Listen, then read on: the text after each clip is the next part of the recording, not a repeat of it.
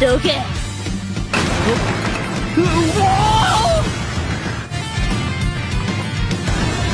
ザコロンが邪魔するな。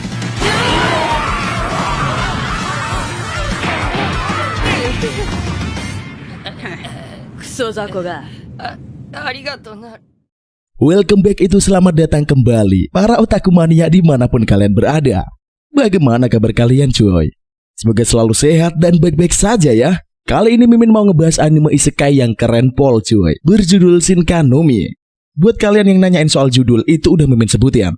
Seiichi Hiragi adalah orang gemuk yang sering dihina di sekolah karena penampilannya. Hari-harinya begitu menyedihkan.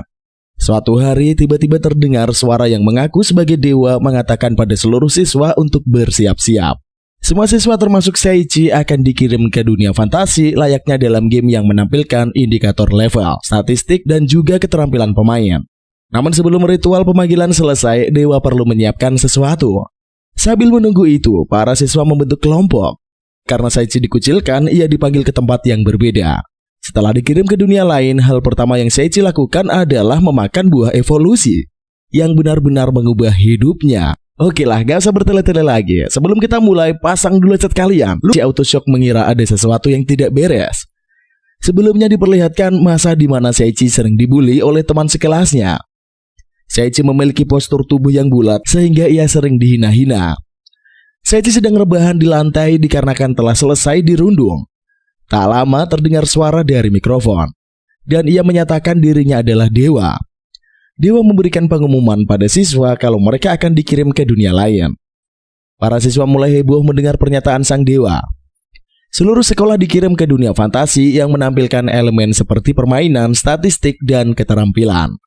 Namun dewa masih harus menyelesaikan persiapan untuk transfer dan akan mengirim mereka segera setelah ritual pemanggilan pahlawan selesai. Para siswa membentuk kelompok untuk menunggu transfer dari sang dewa. Tetapi hanya Seiichi yang dikecualikan. Dan karena hal tersebut ia pindah ke arena yang berbeda. Setelah membentuk party, para siswa auto menghilang dari kelas dan berangkat ke dunia fantasi. Dewa lupa kalau Seiichi belum dikirim ke dunia lain. Oleh karena itulah Seiichi dikirim sang dewa ke arena yang berbeda. Sehingga sebulat mendarat di hutan antah berantah dan ia amat kelaparan. Seiichi sudah 5 hari tidak makan dan ia serasa akan pingsan. Namun terdapat buah aneh di depan Seiichi dan ia auto memeriksanya. Ternyata buah itu adalah buah evolusi dan Seiichi langsung melahapnya. Buah evolusi dapat membuat pemakannya berevolusi menjadi bentuk sempurna. Seperti menjadi lebih kurus atau kuat dan berbagai macam keterampilan yang sangat hebat.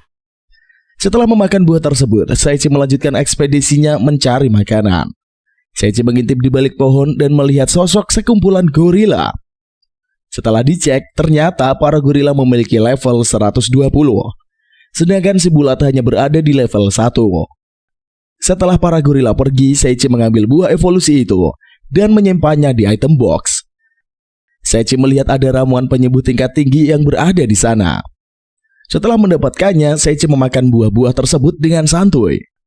Tanpa terasa, buah telah habis dan Seiichi harus mencari makanan lainnya.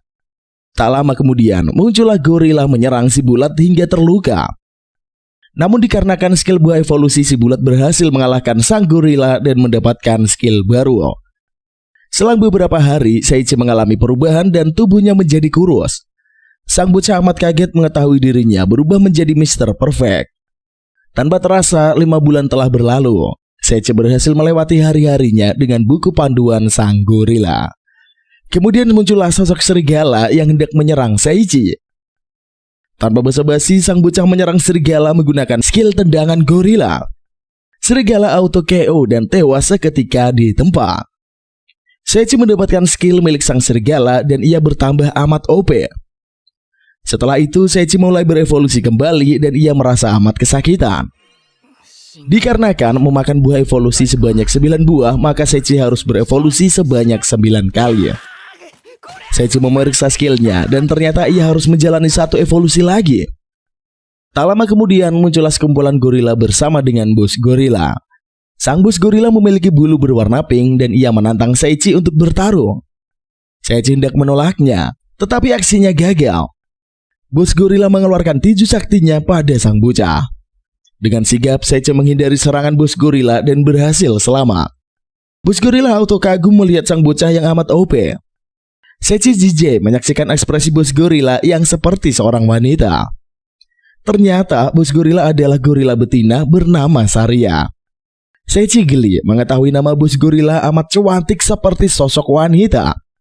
Kemudian kedua rival melanjutkan pertarungan dan lagi-lagi Seichi berhasil kalah. Bos gorila akan melayangkan tinjunya sehingga Seichi terpental jauh. Dikarenakan tak ada pilihan lain, Seichi menggunakan belati sihir air miliknya dan menyerang bos gorila. Namun semuanya gagal, dikarenakan sihir sang bocah mengenai dirinya sendiri. Lalu Seichi mengira kalau bos gorila mengacaukan sihirnya, maka tidak tepat sasaran. Bos gorila menjelaskan kesalahan terdapat pada Seichi yang salah merapalkan mantra. Sang bocah auto galau memikirkan cara untuk mengalahkan bos gorila. Tanpa pikir panjang, bos gorila mengejar Seichi hingga KO. 驚いた。空想まで避ける思わなかった。強すぎる。空想。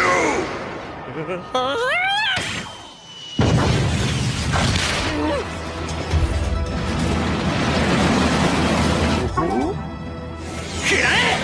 フォールディザスター。こいつは水属性の魔法の効果を高め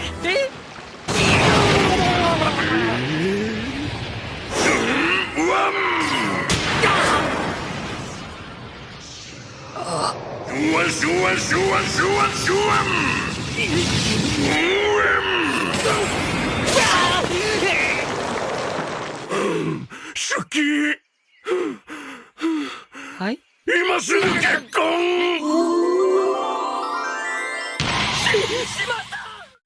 Lalu Seichi diculik bos gorila dan ia akan dijadikan pengantin. Selanjutnya Seichi diajak ke camp Saria dan mereka makan bareng. Seichi meminta agar dirinya segera dilepaskan dari belenggu sang gorila. Namun Saria menolaknya dan meminta Seichi agar segera makan. Sang bocah memakan masakan Saria dan ternyata rasanya sangat makjos. Seichi heran melihat sikap Saria seperti seorang wanita. Saria mengatakan telah membuatkan baju baru buat Seichi. Sang bocah auto shock melihat aksi bos gorila yang sangat feminim. Saria mengatakan kalau ia akan menikahi Seichi dan menjadi istrinya. Lalu sang gorila curcol pada Seichi mengenai buah evolusi yang dikumpulkannya telah dicuri orang lain. Saria mengatakan akan membunuh pencuri buah evolusi pada Seichi. Sang bocah menyadari kalau yang dimaksud Saria adalah dirinya.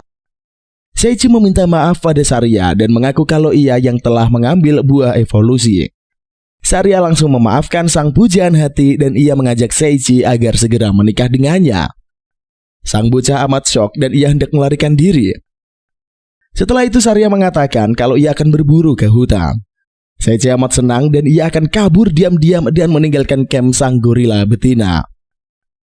Berpindah pada kota, para siswa mendarat di istana kerajaan. Mereka diberi misi oleh raja untuk berlatih agar bisa mengalahkan Raja Iblis. Para siswa disebut pahlawan oleh penduduk dunia lain. Seorang siswa bernama Souta Takamiya menyadari mereka dilatih terlalu ekstrim. Pelatih mengatakan akan diadakan ujian pedang kayu bagi pahlawan sebelum melawan para monster. Seorang wanita bernama Kanazuki menghampiri 3 sekawan dan mengajaknya berlatih bareng. Siswi bernama Miyu Takamiya menyetujui ide sang senior dan mereka akan berlatih di dalam tim yang sama. Salah seorang siswa bernama Kenji akan ikut berlatih bersama Kanazuki. Berpindah pada hutan, baru saja Seichi merasa bahagia karena lepas dari sang gorila. Namun Saria menyusul Seichi yang hendak pergi meninggalkannya. Seichi menggunakan skill kecepatan kilat dan terus berlari hingga mendarat di depan sebuah gua. Lalu Seichi masuk ke dalam dan melihat Tuan Tengkorak duduk di singgasananya.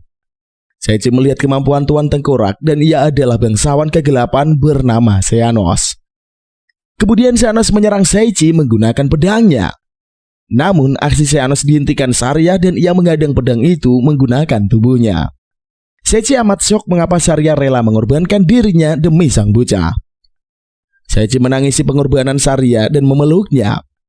Seichi hendak memberikan Saria ramuan penyembuh, namun sudah terlambat. Saria hanya bisa bertahan dalam hitungan menit saja. Melihat adegan baper-baperan itu membuat Xehanort muak dan menyerang Seichi. Sang bocah mengeluarkan teknik andalan dan menyerang Xehanort. Seichi baru menyadari kalau Saria amat berarti baginya.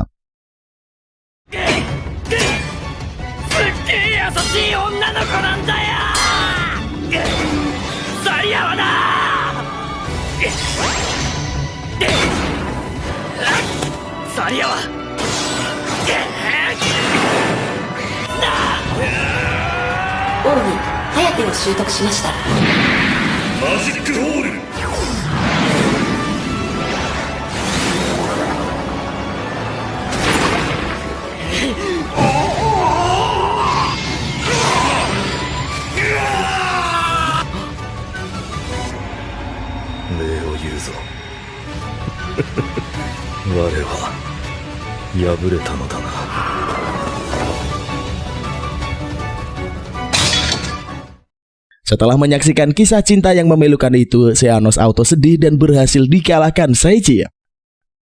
Akhirnya Seichi telah menyatukan Xehanort dengan kekasih pujaan hatinya. Xehanort mengucapkan terima kasih dan pergi dengan damai bersama wanitanya.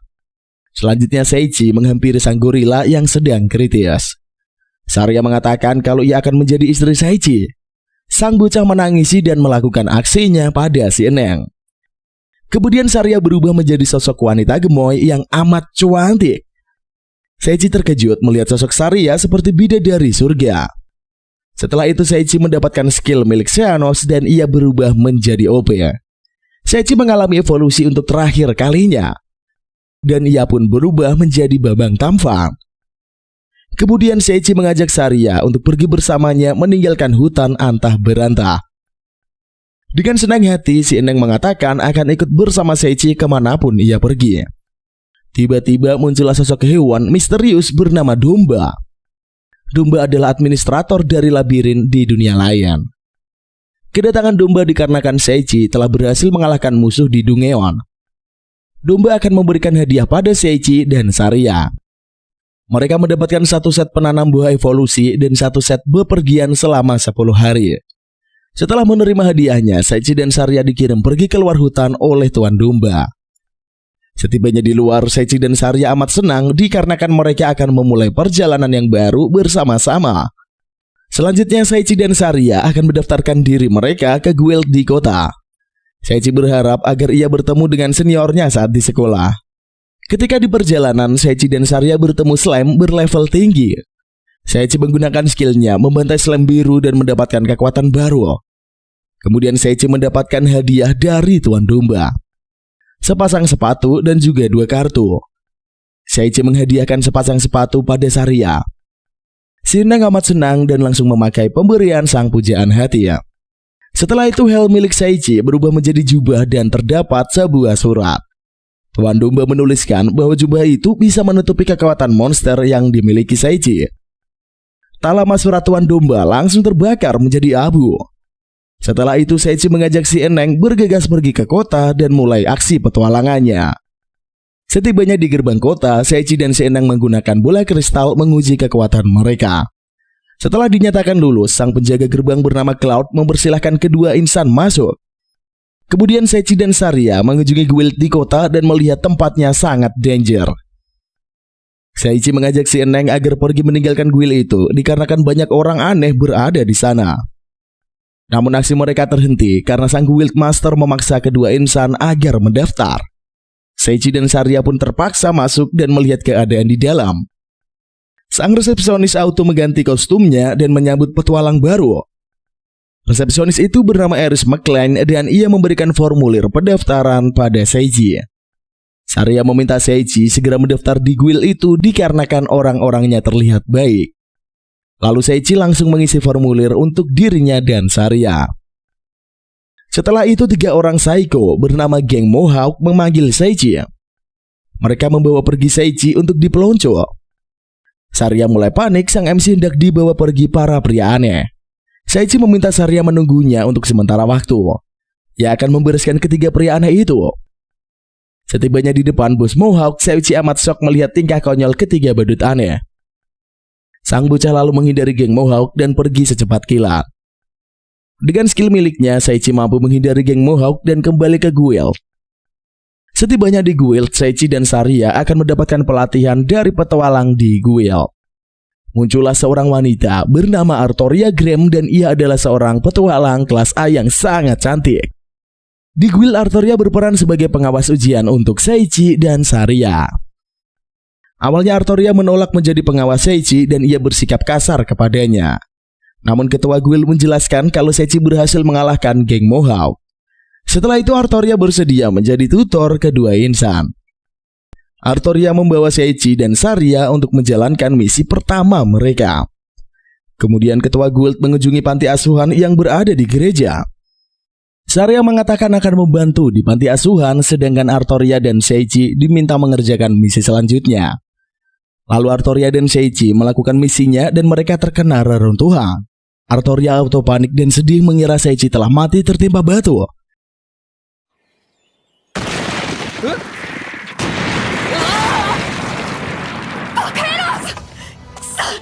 分かっていたはずだった。俺は最悪のアルトリア。また俺のせいで人が不幸になった。俺はガキの頃からこの体質だった。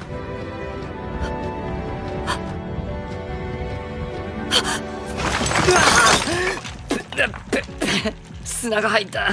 冒険者に必要なのは最強の力でも魔力でもねえか。お前が今なろうとしている職業は冒険者なんだ。バカ野郎、指示も待たずに勝手に行動してんじゃねえ。それにてめえにはサリアもいるんだ。すいません。はい。死んじまったら意味ねえだろ。 Si gemoy amat kesal dan memarahi Seichi karena bertindak tanpa izinnya. Artoria merasa lega melihat sang hero yang masih hidup. Sepertinya Artoria mulai baper dan ia sangat khawatir dengan kondisi Seichi. Setelah itu Artoria mengajak Seichi mengerjakan misi terakhir, yaitu bermain dengan anjing. Sang MC auto kewalahan menghadapi anjing raksasa dan ia terus dikejar-kejar hingga lelah. Lalu Seichi and the gang balik ke guild untuk mengambil hadiahnya. Selanjutnya Artoria menawarkan Seichi dan Saria menginap di dekat penginapannya. Kedua insan amat senang dan mengambil tawaran dari si gemoy dengan sigap. Master Guild dan Eris terpelongo melihat kebaikan hati Artoria pada anggota guild yang baru. Selanjutnya Saria bercerita bagaimana bisa menemukan lokasi Artoria berada. Waktu itu Seichi berhasil merobohkan dinding yang memisahkan keduanya dengan Artoria. Lalu mereka pergi dari sana menggunakan gerakan instan hingga sampai di kediaman naga hitam. Saat menuju perjalanan ke ruang naga hitam, tidak sengaja Seichi and the gang melewati kepala naga hitam. Seichi memberikan ramuan agar Artoria bisa pulih. Kemudian Seichi siap bertarung melawan naga hitam karena sudah melukai teman tercinta mereka. Sebelum bertarung, Seichi melihat kekuatan dan level naga hitam. Ternyata kekuatan naga hitam 2 kali lipat lebih tinggi dari Xehanort yang dulu pernah dilawan Seichi. Dengan gerakan instan, Seichi berhasil menghindar dari serangan sang naga. Akan tetapi naga hitam menggunakan sihir membuat tubuh Seichi tak bisa bergerak, menyebabkan dirinya dapat diserang naga hitam hingga terpental. Naga hitam pun mengeluarkan skill terkuatnya, yaitu Hell Inferno, untuk membakar tubuh Seichi. Lalu melihat situasi genting Seichi, Saria mengingatkan Seichi menggunakan sihir yang dirinya pakai saat melawan Saria. Seichi menggunakan jurus Fall Disaster menyerang naga hitam. Naga hitam pun jadi semakin kesal dan menyemburkan api ke arah Seichi. Akan tetapi dengan gerakan instannya, Seichi mampu menghindar lalu menggunakan teknik rahasia topan. Dirinya pun menyerang sang naga. Namun lagi-lagi naga hitam mengeluarkan sihir agar badan sang MC tidak bisa bergerak. Namun dengan menggunakan jurus ketahanan intimidasi, Seichi berhasil menggerakkan tubuhnya serta mengeluarkan jurus teknik rahasia satu tangan pedang dan membantai si naga hitam. Akhirnya sang naga hitam pun dapat dikalahkan. Kemudian Seichi berhasil naik level dari pertarungannya dengan sang naga. Sontak saja Saria merasa sangat senang atas kemenangan Seichi dan memeluknya. Akan tetapi Seichi merasa kesakitan sebab tubuhnya penuh dengan luka saat bertanding dengan naga hitam. Seichi bertanya keadaan Artoria pada Saria. Karena ramuan penyembuh yang diberikan Seichi, Artoria lagi istirahat. Sewaktu menyadari mereka belum bisa pulang, membuat Saria sangat panik. Seiichi lalu melihat item naga hitam. Mana tahu dengan itu mereka bisa pulang. Namun di sana hanya terdapat permata naga hitam, sisik, taring, kuku, serta tulang dewa naga hitam. Ketika Seiichi mengambil permata naga hitam, dirinya mendapatkan info bahwa dengan memakan permata naga hitam akan membuat kekuatan fisik dan semua kekuatan sihir meningkat drastis. Dengan sigap, Seiichi memakan permata itu sehingga memperoleh skill sihir ruang. Seiichi juga memakan jubah panjang penguasa kegelapan. Jubah itu memiliki daya tahan benturan dan tebasan yang kuat. Jadi senjata biasa tidak akan bisa menggoresnya. Seiichi mengambil biografi naga hitam. Dikisahkan dahulu mengenai dewa penjaga manusia yang disebut Dewa Naga Hitam. Namun manusia ingin membuat senjata dari material Dewa Naga Hitam. Suatu hari manusia mulai merencanakan penaklukan. Dewa Sang Naga pun berhasil diselamatkan oleh Raja Iblis. Akan tetapi manusia memanggil pahlawan serta membinasakan Raja Iblis. Dewa Naga Hitam disegel di dalam labirin bersumpah akan membalas dendam kepada manusia. Agar naga hitam tidak lagi kehilangan hal berharga baginya. Setelah itu air mata Seiichi bercucuran saat mengetahui kisah tragis sang naga dan ia meminta maaf. Kemudian dengan skill ruang, Seiichi dan kawan-kawan membawa Artoria pulang ke dunia manusia. Seiichi dan kawan-kawan membawa Artoria ke Guild. Artoria sudah sadarkan diri dan meronta-ronta minta turun dari gendongan Seiichi. Karena tenaga Artoria belum pulih, Saria menyarankan kalau ia tetap dalam gendongan Seiichi. Artoria meminta maaf kepada kedua temannya sebab sudah membawa mereka dalam kesialan dirinya. Kemudian Artoria memperlihatkan statusnya bahwa ia memiliki tingkat kesialan tinggi. Sejak lahir, Artoria sudah terkena kutukan pemikul bencana. Begitu melibatkan orang di sekitarnya karena kesialan Artoria merasa sangat sedih. Apalagi tidak ada cara untuk menghilangkan kutukannya. Jadi kedepannya Artoria akan terus memberikan kesialan kepada orang di sekitarnya. Akan tetapi menurut Saria dan Seiichi, Artoria bukanlah orang yang pembawa sial. Mendengar perkataan kedua temannya, Artoria menjadi terharu. Tibalah Artoria dan kawan-kawan di Guild. Di sana tampak Gasel dan Eris kebingungan. Sebab mereka telah kehilangan rekannya, maksudnya adalah Artoria. Walau sudah berusaha mencari, tetap saja Artoria tidak bisa ditemukan. Akan tetapi mengetahui keadaan Artoria yang sekarang baik-baik saja, Gasel serta Iris merasa senang. Jadi Artoria tak sendirian karena masih banyak orang-orang yang peduli terhadap dirinya. Mengetahui hal itu, Artoria jadi terharu. Kemudian Seiichi menyemangati Artoria dan menjelaskan posisi Artoria di hati teman-temannya. Mereka menganggap Artoria teman berharga. Mendengar semua perkataan Seiichi, Artoria malah pergi kabur. 仲間を探すために決まってるだろう。仲間みんな何してんだ。何っていろいろと情報を集めていたのですわ。あなたは最悪なんかじゃない。ちょっとしたトラブル体質なだけです。聖一、お前ら。アルトリアさん、あなたが不幸にしてしまうと嘆いた人たちは。でも本当に良かったですわ。あなたの体質なんて気にしてません。みんな全部ひっくるめてアルトリア・グレムが大好きなんです。俺もサリアもこのギルドにいる全員が。え？なんで逃げるの？聖一、アルトリアさんを追いかけ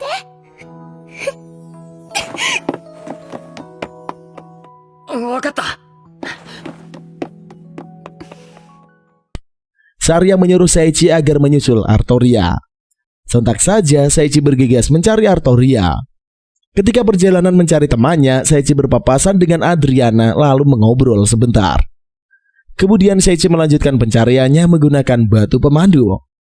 Tibalah Seiichi di suatu tempat dan berhasil menemukan Artoria. Artoria curcol soal dirinya kepada Seiichi. Setelah mendengar isi hati temannya, Seiichi langsung menghiburnya hingga membuat Artoria merasa lega. Selanjutnya Seiichi curcol soal tingkah laku aneh Artoria kepada Saria. Saria meyakinkan bahwa nantinya Artoria akan bersikap seperti biasanya.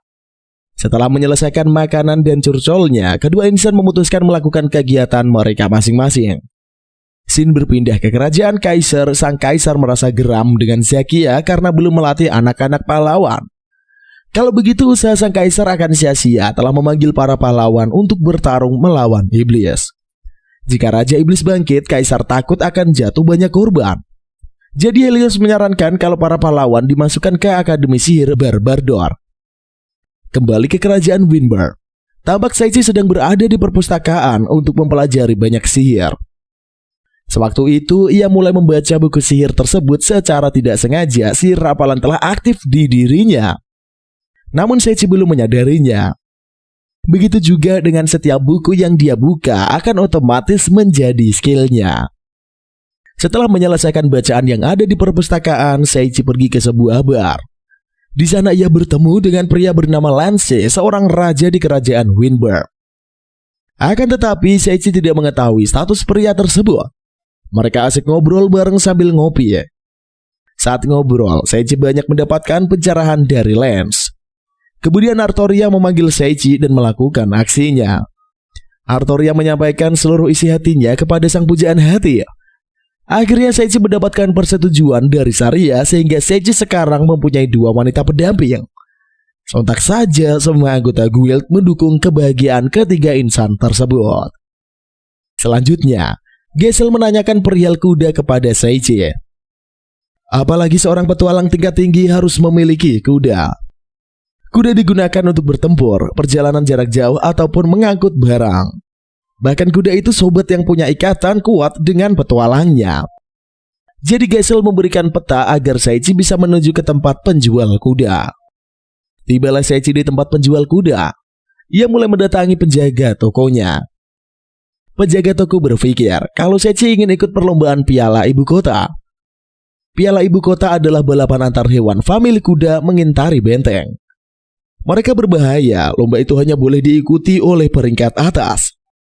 Jika memenangkan lomba akan diberi hadiah berupa hewan.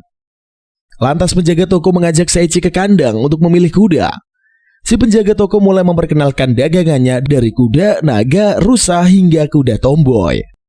Ketika memperkenalkan kuda tomboy bernama Lulune, si penjaga malah diajar habis-habisan oleh kedua kuda mirip keledai.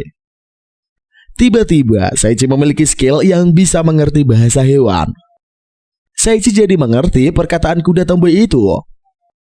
Setelah Lulune mengetahui Seichi mengerti bahasanya, ia menyuruh Seichi untuk masuk. Dengan polosnya, Seichi masuk ke kandang Lulune dan langsung mendapatkan serangan darinya. Akan tetapi, Seichi dapat menghindari serangan mematikan si Lulune. ロバのくせによくしゃべる。なんだ貴様。汚い手で気安く触るのゴミハゲ。この身に触れてよいのは私が認めたものだけだ。何か言ってる。スキル全言語理解を習得しました。な、むちゃくちゃな。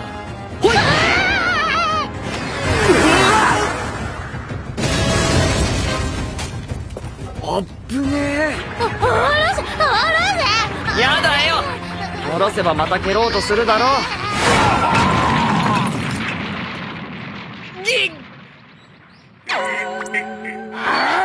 てめえどこの学校だよ。しばくぞこら。ママ。おじさん、このロバを売ってくれ。 Akhirnya Lulune mengaku kalah sehingga Seichi melepaskannya. Kemudian Lulune siap melayani Seichi sebagai masternya seumur hidup. Seichi meminta si penjaga toko menjual keledainya. Karena melihat sikap kurang ajar si penjaga toko kepada masternya, Lulune mengajar pria botak itu lagi. Lulune resmi menjadi kudanya si MC. Lalu Seichi membawa Lulune jalan-jalan ke pasar, membuat kudanya itu merasa senang. Mengetahui Lulune sangat lapar, Seichi mengajak makan. Akhirnya keduanya makan bersama sehingga hanyut dalam kemaknyusan makan tersebut. Seichi serta Lulune melanjutkan perjalanan lalu melihat kedua orang sedang berseteru bernama Clay, Burger, dan Mai. Seichi menghampiri kedua orang tersebut. Ternyata Clay meminta Mai untuk ikut lomba kontes melukis Karastri. Akan tetapi Mai tidak pede dengan hasil lukisannya, menolak untuk ikut kontes. Kontes melukis Karastri diadakan sebulan setelah Piala Ibu Kota, merupakan kompetisi melukis paling bergengsi di kerajaan Winberg. Kontes tersebut sangat bergengsi, membuat Mai merasa malu mengikutinya. Seiichi mengatakan kalau dirinya akan ikut lomba piala ibu kota. Sontak saja Mai dan Clay merasa terkejut karena sangat berbahaya. Walau demikian, Seiichi tetap mengikuti lomba. Jika orang seperti Seiichi bisa memenangkan lomba, maka Mai akan percaya diri untuk ikut lomba melukis. Mendengar perkataan Seiichi, Mai menjadi malu bercampur haru. Kemudian Seiichi mengikuti turnamen. Di sana ia banyak melihat orang-orang hebat mengikuti pertandingan. Sebelum pertandingan dimulai, pembawa acara lomba Kirisas memperlihatkan hadiah juara 2, yaitu foto menawan Komandan Valkyrie bernama Louis. Sedangkan hadiah utama juara 1 yaitu menghabiskan 1 hari bersama Komandan Louis. Mendengar hadiah yang ditawarkan membuat Seiichi beserta Luluna menjadi terbodoh. Mereka tidak menyangka Louis menjadi hadiah turnamen bergengsi. Mungkin keduanya tidak mengenal kehebatan sang komandan, berbeda dengan pemain lain serta penonton di sana menyambut sorak gembira atas hadiah utama tersebut. Setelah itu gerbang dibuka, lalu pertandingan dimulai. 20 peserta pertama sudah gugur, sedangkan peserta lainnya sudah keluar. Namun Seiichi masih berada di dalam. Lulune kelihatan tidak bersemangat, menyebabkan ia tak bisa berlari cepat seperti kuda lainnya. Penonton pada marah sebab ia sudah mempertaruhkan uangnya mendukung Seiichi dan Lulune. Ternyata Lulune kelaparan hingga suara perut keroncongan terdengar. Seiichi lalu memberikan Lulune makanan agar tenaganya kembali pulih. Di lain sisi, kelompok terdepan sudah berada di tengah lintasan. Pemain wanita menggunakan peluitnya memanggil. Kawanan serigala serta half-wolf datang ke pertarungan, membuat pemain lainnya dan pembawa acara kaget. Sehabis menyantap makanan, Lulune mulai beraksi. Lulune berhasil menyusul kelompok terdepan. Penonton menyaksikan di layar membuat mereka terlihat senang dengan pembalap Seiichi. Karena ada peserta lain di depan mereka, Lulune melompat terbang untuk bisa melewati para pemain tersebut. Sontak saja membuat para pemain jadi histeris. Kemudian Lulune mendarat di tengah kumpulan serigala. Karena mendarat secara tiba-tiba, Lulune membuat tekanan yang sangat besar hingga kawanan serigala terhempas mati. Ditambah lagi dengan penghalang, Lulune tidak mau pergi, membuat dia mengeluarkan tendangan mematikan menghantam Half-Wolf dan membuat monster peringkat A tersebut meninggoy. Seiichi tak bisa berkata apa-apa lagi mengenai kekuatan tempurnya Lulune. Melihat kekuatan pembalap Seiichi dan Lulune, para pemain memutuskan mundur dari arena pertarungan. Akhirnya pembalap Seiichi ditemani Lulune memenangkan piala ibu kota. Doge.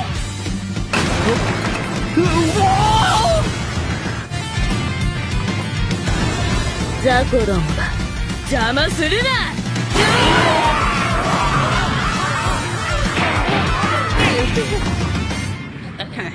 クソ雑魚が。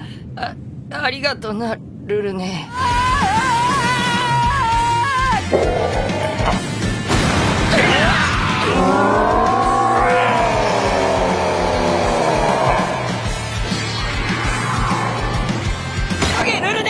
了解です、主様。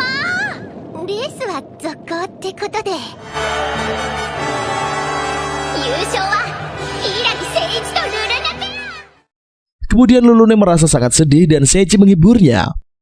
Karena perkataan Seiichi mengharu biru, Lulune akan mengikutinya sampai mati. Tiba-tiba muncul sebuah sinar terang. Ternyata Lulune berubah menjadi manusia dengan sosok wanita gemoy. Membuat Seiichi, Saria, serta Artoria menjadi sangat kaget. Selanjutnya, Artoria mulai membenahi Lulune sehingga Lulune tampil mempesona. Tiba-tiba Lorna dan Claudia, merupakan utusan Valkyrie, datang menjemput Seiichi. Si Seiichi masih bingung kenapa dia ditangkap dan dibawa paksa. Di lain sisi, di kediaman pasukan Raja Iblis, Lutia mengumpulkan semua kapten divisi Raja Iblis adalah untuk membahas aliansi dengan kerajaan Winberg. Mendengar keputusan itu, para kapten pasukan Raja Iblis auto kaget. Sementara Lutia sebagai putri Raja Iblis memutuskan untuk hidup berdampingan dengan manusia. Raja Kerajaan Winberg mulai mencoba menjalin hubungan baik dengan Iblis. Kemudian Leia memberitahukan kepada semua orang di sana kalau Dewa Naga Hitam dikalahkan oleh manusia dari Kerajaan Winberg. Mendengar hal tersebut membuat Selos Albarana dan kapten lainnya tidak percaya. Masa Dewa Naga Hitam pasukan Raja Iblis terkuat dapat dikalahkan oleh manusia biasa? Menurut informasi dari naga hitam sendiri, manusia itu bernama Seiji. Kemudian Luthia berkata, mereka tak boleh terus berpaku pada masa lalu yang kelam. Untuk mengembalikan senyuman sejati, mereka harus hidup berdampingan dengan manusia. Akan tetapi, Crash masih bersikukuh dengan pendapatnya, tetap menolak untuk beraliansi dengan manusia. Namun Crash mendapatkan penolakan dari semua kapten sehingga ia memutuskan untuk keluar dari rapat. Rapat lalu dilanjutkan dengan hasil semua kapten pasukan Raja Iblis karena bersedia mengikuti kemauan Putri Lucia. Kemudian dibawalah Seiji ke istana Arshel, istana kerajaan Winberg oleh Lorna dan Claudia. Claudia mengatakan karena Seiji berhasil memenangkan piala ibu kota, pemenang berhak menghabiskan seharian bersama mereka para Valkyria. Seiji jadi kesal, hanya bertemu dengan Louis dirinya harus diborgol. Seiji ngotot minta dilepaskan. Akhirnya Claudia membebaskannya dari borgol. Lorna memperlihatkan area latihan kerajaan Winberg. Setelah itu Lorna dan Claudia memperlihatkan sosok Louis kepada Seiji lagi latihan tanding. Lantas Seiji terpesona kagum melihat kecantikan sang komandan Valkyrie. Kemudian Louis berkenalan dengan Seiji. Setelah berkenalan, Louis mengajak Seiji latihan tanding. Akan tetapi Seiji menolaknya, namun tidak digubris oleh Louis. Kemudian Seiji belum siap untuk bertanding, malah diserang oleh Louis. Namun Seiji berhasil menghindar. Lalu Seiji pun meminta Louis mengakhiri pertandingan. Dengan kekuatan membara, Louis siap mengakhiri pertandingan dengan satu serangan. Seiji pun histeris melihat Louis selalu ingin menyerangnya. Tiba-tiba, skill adaptasi milik Seiji pun aktif, yaitu skill Maya Batin digabungkan dengan skill deteksi lawan menjadi skill Mata Dunia. Ditambah dengan skill pertahanan refleks yang membuat Seiji dapat menghindar serta menghempaskan pedang kayu milik Louis. Akibat dari kejadian itu, para bawahannya Louis super duper kaget melihat momen langka tersebut. Begitu pula disusul dengan Seiji, dirinya kaget juga atas kejadian itu. Kemudian Lorna jadi kesal padahal Seiji berhasil mengalahkan komandannya. Mengapa Seiji malah ikut sengaja terkejut seperti lainnya? Dengan spontan Seiji menjawab, ia tidak pernah mengerti mengapa bisa menghindari serangan Louis. Karena Seiji berhasil mengalahkan Louis, ia meminta Seiji menjadi gurunya dan Louis langsung memberi penghormatan pada Seiji. Sontak saja Seiji jadi super kaget melihat tingkah dari Louis. Lalu Claudia mengajak Seiji untuk bicara. Di tengah pembicaraan mereka, Louis muncul lalu curcol soal dirinya seorang jenius yang kesepian. Seiji bersedia menjadi gurunya Louis. Dalam sekejap, Seiji memiliki skill instruktur membuat dirinya bisa mengajar. Louis mengajak Seiji untuk berlatih. Akan tetapi terdengar suara jeritan. Ternyata suara itu berasal dari seorang pelayan. Pelayan mengabarkan kalau raja telah diserang. Seketika Louis dengan bawahannya bersiap mencari orang yang berniat membunuh sang raja.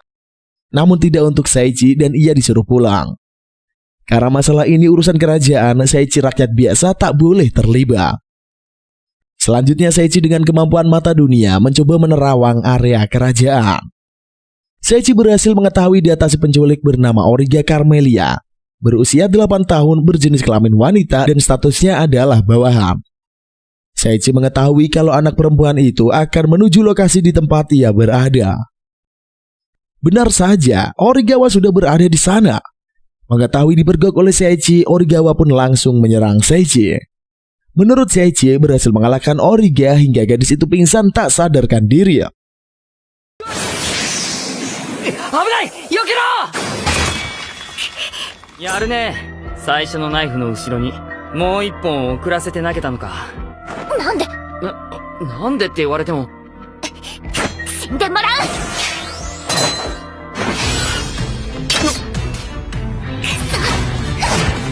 ごめんね。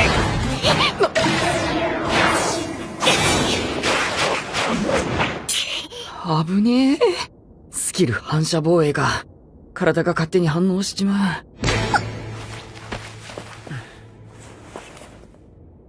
どうしてこんな小さい子が国王を。 Kemudian Valkyria dengan bawahannya menemui Seiji.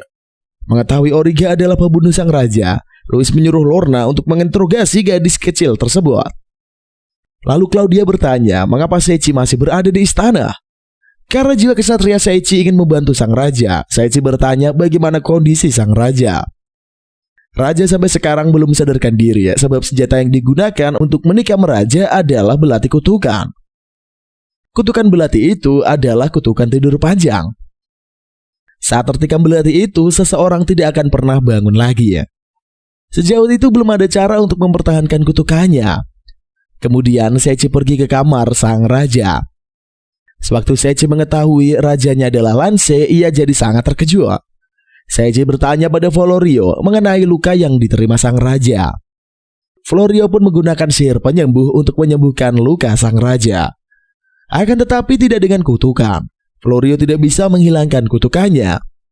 Karena semua orang berharap kepadanya, Seiichi berusaha untuk mematahkan kutukannya. Ketika Seiichi berusaha membayangkan raja sehat, ia malah terbayang hal aneh yang lainnya.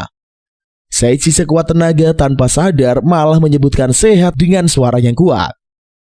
Membuat orang-orang di sekitarnya pun merasa aneh. Kemudian Seiichi menyadari kalau dirinya sudah berteriak keras, merasa sangat malu. Tiba-tiba skill pembalik pun aktif. Dengan sihir tersebut, kutukan tidur panjang telah dibalik menjadi sihir kesehatan abadi. Akibat dari sihir Seiichi, raja kembali sehat seperti sedia kala. Florio turut memanggil Seiichi dengan sebutan guru. Semua orang di sana pun merasa sangat bahagia. Raja berterima kasih kepada Seiichi dan akan memberinya hadiah. Scene berpindah ke kerajaan tetangga. Terlihat Zakia protes kepada paduka raja mengapa mengirim para pahlawan ke Akademi Sihir Barbados. Helios menganggap para pahlawan adalah budaknya, sebab dirinya sudah mengenakan gelang budak. Tentunya kepada para pahlawan sehingga bisa dikendalikan olehnya. Di tengah perbincangan, mereka ada seseorang yang menembakkan anak panah namun berhasil dihalau oleh Zakia. Kemudian Zakia pergi untuk mencari penyerang tersebut. Sedangkan paduka raja merasa kesal karena ada orang yang berniat membunuhnya. Lalu Helios menyampaikan mengenai rumor aneh kalau Raja Lance dari kerajaan Windberg akan beraliansi dengan ras iblis dalam waktu yang dekat. Sehingga menurut Helios, ras iblis sudah berkhianat kepada paduka rajanya. Akan tetapi, raja tidak terlalu mengkhawatirkan masalah itu. Sebab ia sudah mempunyai rencana dengan mengutus Twilight Assassin yang dikenal sebagai Alguju dunia kegelapan. Scene lalu beralih di kerajaan Windberg. Di sana tampak Orige si Twilight. Assassin sudah diikat di kursi, mata dan mulutnya juga ditutup. Gadis kecil itu dipenjara untuk diinterogasi supaya bisa memperoleh informasi darinya. Di penjara itu juga ada Lorna yang siap menggali informasi dari gadis kecil tersebut. Selanjutnya Seiichi mengambil alih interogasinya dan memberikan sang bocah makanan. Selesai makan, Louis memeriksa kalung sang bocah dan telah mengetahui alasan Orige menyerang raja. Seiichi berusaha membuka kalung yang membawa dampak buruk bagi Orige. Setelah mencoba berbagai sihir, akhirnya Seiichi mampu menghancurkan kalung kutukan itu. Kemudian Orige menangis karena berhasil lepas dari pengaruh kalung itu. Saria auto memeluk sang bocah dan menenangkannya. Artoria amat kesal melihat orang yang memasangkan kalung di leher seorang anak kecil. Lalu Orige mengenalkan dirinya pada Seiichi dan kawan-kawan. Orige berasal dari kerajaan Kaiser dan ia adalah manusia kucing. Kerajaan menyiksa ras Orige dan mengurung para bocah kucing di penjara. Para bocah kucing diberikan latihan khusus oleh kerajaan. Orige dan kawan-kawan akan dijadikan mesin pembunuh dan menjalankan misi yang diperintahkan. Setelah mendengarkan cerita Orige, Seiichi mengajak sang bocah bergabung dengan partinya. Saria dan lainnya juga menyetujui ide tersebut. Seiichi meminta izin pada Louis dan si gemoy pun menyetujuinya. Setelah itu Louis meminta Seiichi mengawal raja pergi menggantikannya. Louis baru mendengar dari Black Paladin kalau pasukan Raja Iblis telah memulai aksinya.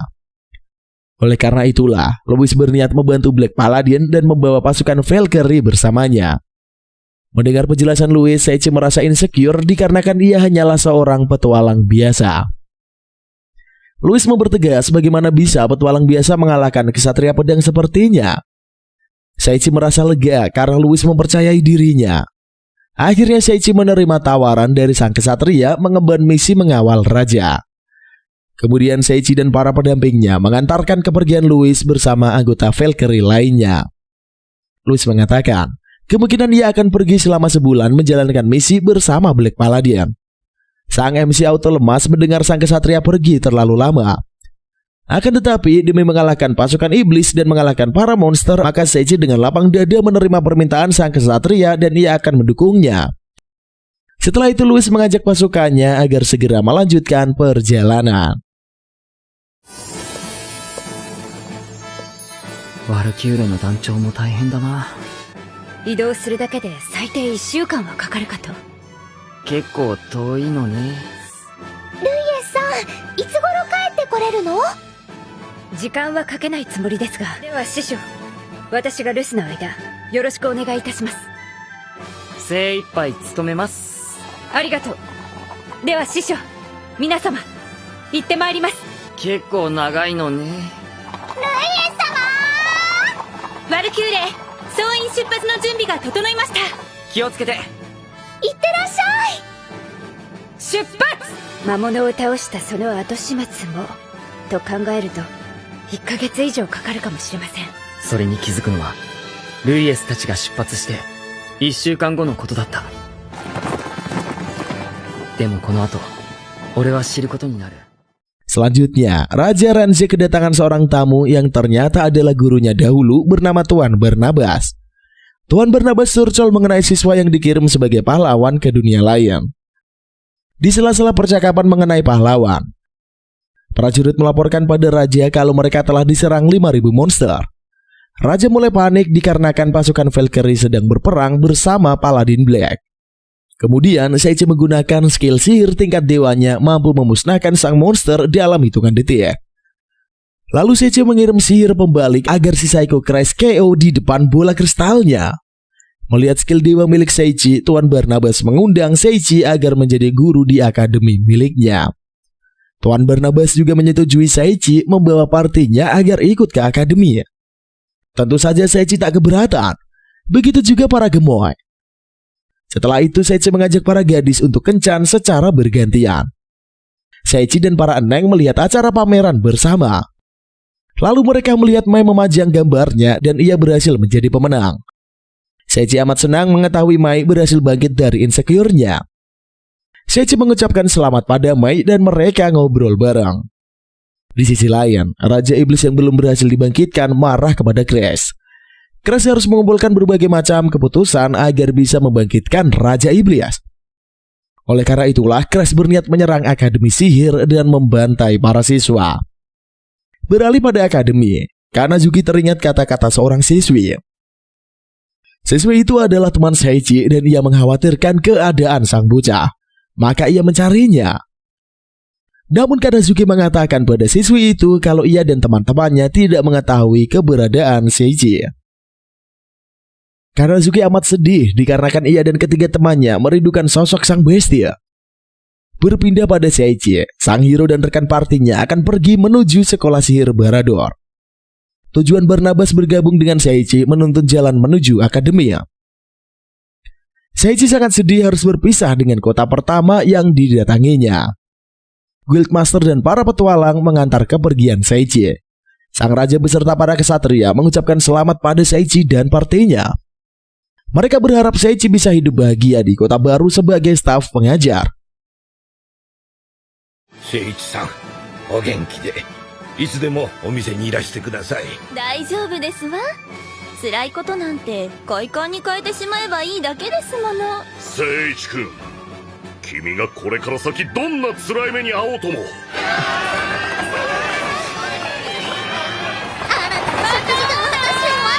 みんなありがとう。それじゃあ行ってきます。気をつけてな。俺たちはお前らの帰りをいつでも待ってるぜ。そこでの日々は今も俺の目に焼き付いている。世界はこんなにも色鮮やかで、異世界という右も左もわからない場所で。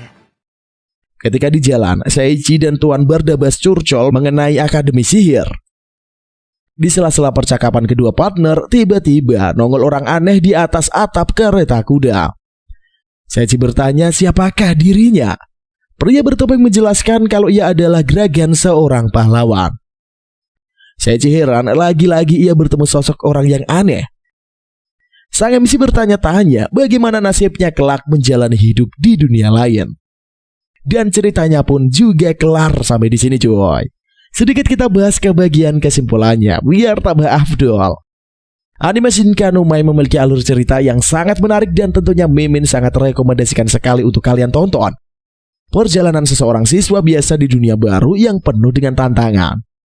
Sang MC diberi kemampuan oleh dewa dan berjuang meningkatkan level dengan cara sederhana. Plot dan ceritanya terbilang unik, memiliki karakter dari seorang pecundang menjadi sang hero. Sebuah cerita isekai komedi adventure yang pasti akan berfokus pada karakter utama dan pastinya ia terbuang ke dalam dunia isekai. By the way, terima kasih buat kalian semua yang telah menyaksikan video ini sedari awal sampai akhir.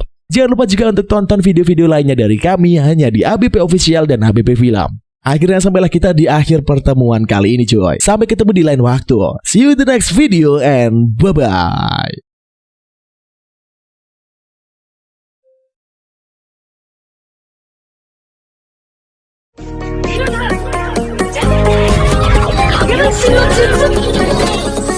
This is